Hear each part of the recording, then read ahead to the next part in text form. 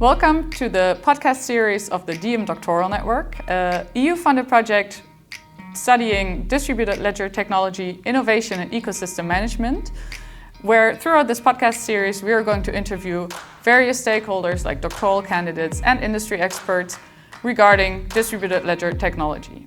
Today we're recording the first episode of the podcast here at the Vrije Universiteit Amsterdam, and we're excited to give you more insights into what our PhD students or doctoral candidates are working on.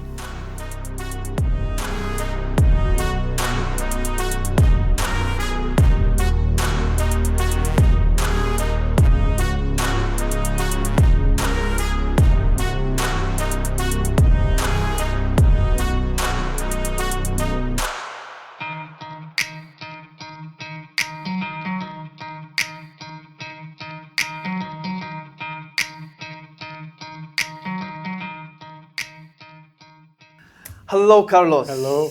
I'm really happy to have you today. Me too. We're gonna talk about diffusion of blockchain innovation. So this is the first episode, so we're gonna just, start things moving.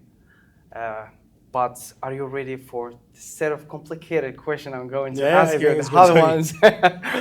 All right. Yeah.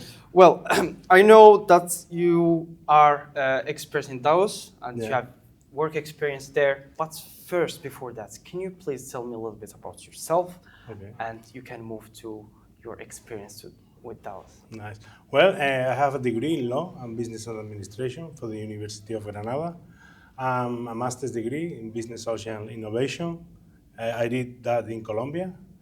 At that period, I created... Interesting choice. Yeah. It was very nice country. Particular, yeah. Very good memories.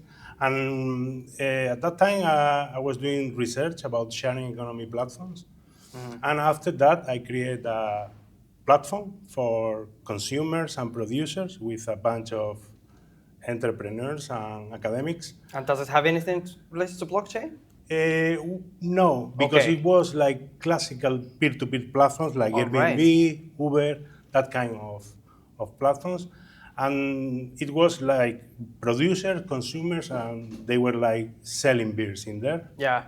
And I also know how to make beer. Okay. I was talking before. Yeah, we talked about it After earlier. that, I moved to Bilbao and I started to do some research about blockchain and organizational and managerial perspective about blockchain technology. I remember that at that time I was doing like reading papers, many papers about blockchain, and I realized that it was like a new socioeconomic system, and I started to work as a crypto trader. Yeah. So that was your first experience interacting with, I was like doing DeFi protocols, getting some digital land. I was in the metaverse. Okay. I was like in many so you were also part of that hype that was, I think, in 2021. It was in 2020, I think. 2020. 2021, during the COVID and post-COVID era. And I have to tell you, I have to be honest, it was very just trying to make a lot of money and a lot of speculation until I reached into DAOs, which is it's going to be my topic. But first, we have listeners that probably are not too technical. Can you simplify what word DAO stands for? Well, a DAO it's a blockchain-based organization. Okay. That's the main concept. Yeah. So it's decentralized, autonomous organization. Yeah. And it's decentralized because in a DAO we don't have like CEOs, managers.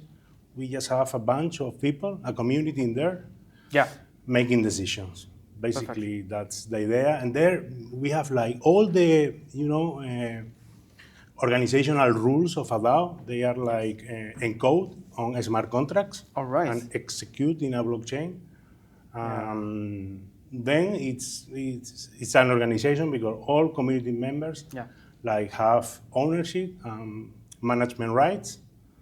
And it's quite experimental right now in the blockchain because we have like many different DAOs, like Moloch DAO. I love Moloch DAO. It's quite experimental. Well, DAOs are really cool, and we can sit here for hours. About them.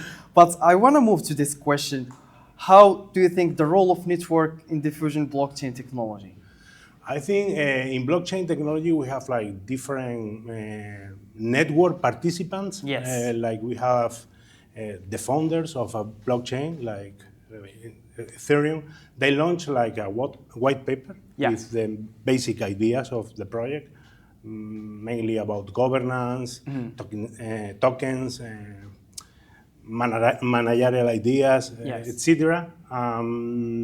Then we have developers who are the ones that put those ideas into smart contracts. Yes.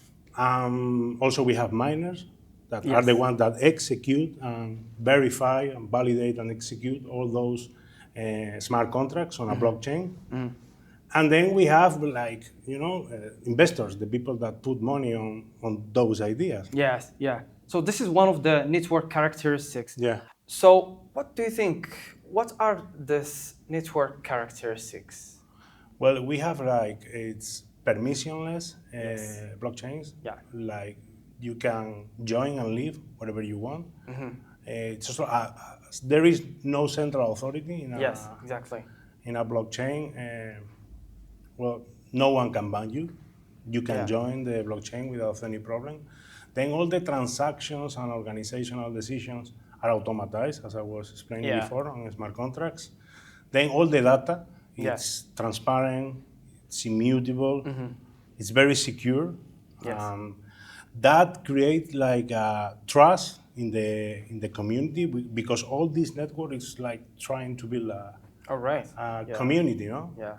And do you find a way, or are you curious to take or to examine this characteristic and probably link them with your research project? Of course, yeah.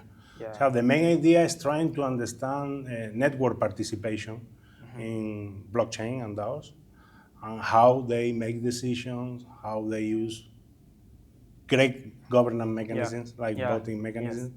And that's the main idea, We're going to try to do that. It's going to be interesting, and I wish you luck in your topic. Thank you. Thank you for being here with us today. Of course, we have other episodes where we're going to talk in depth more about your projects. So again, thank you for your time, and I will see you soon. Okay. Thank you. See you soon.